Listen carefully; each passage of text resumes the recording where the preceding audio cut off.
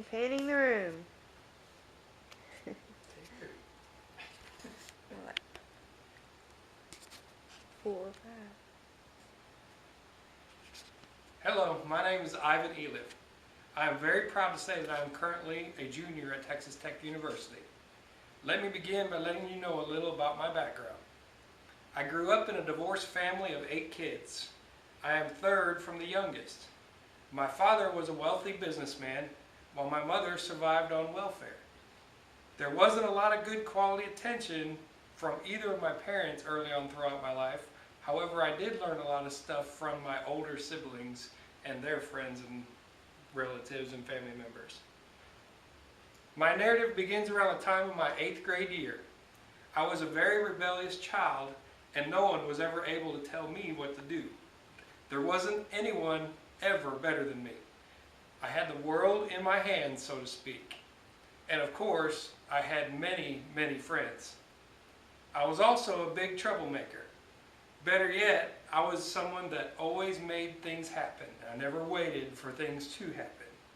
I never ceased to try to convince my friends why I was who I was and how I was going to handle the world once I achieved freedom from school and living in my parents' house, even while being on welfare.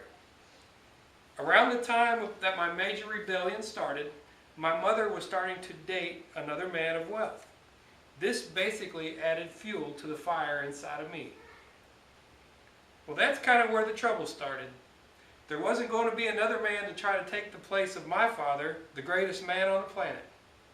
Well, there came an evening that my mother was going out on a date with her new beau, and most, if not all, of my siblings were going to be occupied.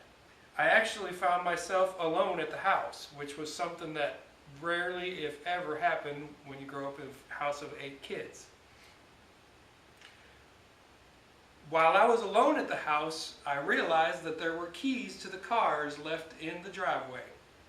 Namely, my oldest brother's prized possession, a very shiny black, really super fast IROC Z28 Camaro. To get straight to the point, I wasn't about to spend another Friday night sitting alone, all by myself at the house. As soon as the sun was set and it was starting to get dusk and dark outside, I called up some of my friends and decided to head out in the Camaro. Now keep in mind, I was all of 14 years old. Approximately 15 minutes later, I pulled into the driveway of my closest buddy's house.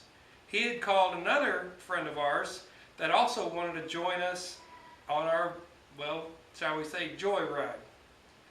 After picking up the second friend, we cruised the car for a little while up and down the main drag of town, and after a while, we decided that we wanted to have our girlfriends along the way.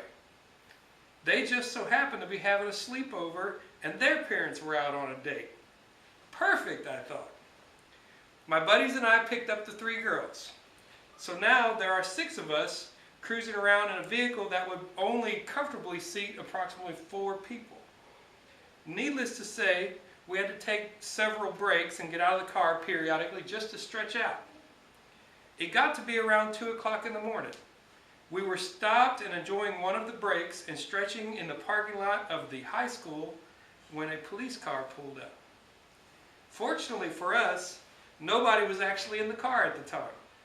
When questioned how we got there or why we were out so far after curfew, we want to know, what was curfew? We made up a story really quickly, hoping that the officers would leave us and carry on with their business. Well, that was not how they saw it. Apparently, it was against the law for 6 underage kids to be out after 1 o'clock in the morning with a vehicle and no legal driver. To make a long story short, we were all taken into custody and the car was impounded. Fast forward about 2 hours. My mom's boyfriend, quote unquote, my future stepfather, was the only person out of all the parents of my friends and the people that were in the car that would vouch for me to not only get me out of jail, but to also sign for my friends to be able to get out of jail as well, because the parents were going to leave us all in there overnight, I guess, to teach us a lesson. He never yelled or fussed or showed any anger while taking all of my friends home. Later that morning, and over coffee, we sat and talked at the table like grown men. It was almost summer. Once school was out, we officially agreed that I would be working for him in one of his businesses to take care of the money that we had to come up with to get the car out of impound, which was several $100s at the time, if I'm not mistaken. That summer, my soon-to-be stepfather took me under his wing, so to speak. He taught me the value of a dollar while also teaching me how to earn money and respect. He also taught me how to respect others and to treat people as you would want to be treated.